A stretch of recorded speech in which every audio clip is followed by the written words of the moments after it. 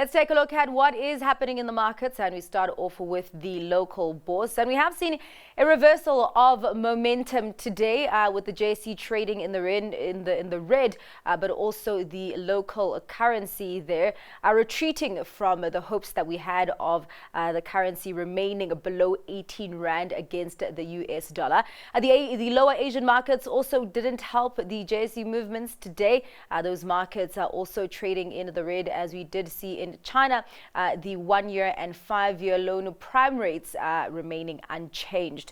So looking at what is happening there, the all share reddening by almost 0.8%. Those losses largely coming from the financial 15, with a decline there of more than 1.5%. Industrial 25 also pulling back by 1.31%, but backing that overall trend is the resources 10 complex with an advancement of almost 1.5%.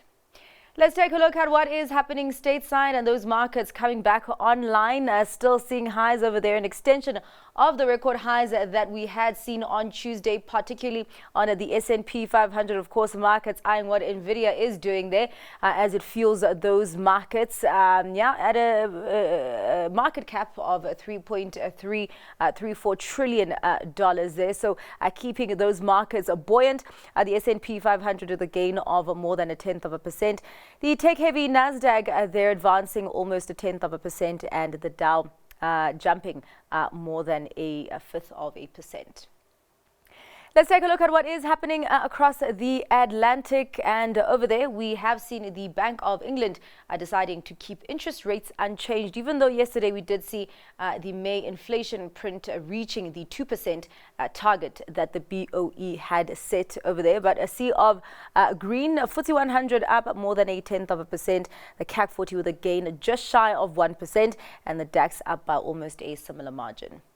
Let's check in on the currency scene and start off with how the rand is doing against some of the major currencies. Of course, we have seen it now back over 18 rand against the US dollar, now sitting at 18 rand 6 cents, against the pound at 22 rand 90 cents, and against the euro at 19 rand 35.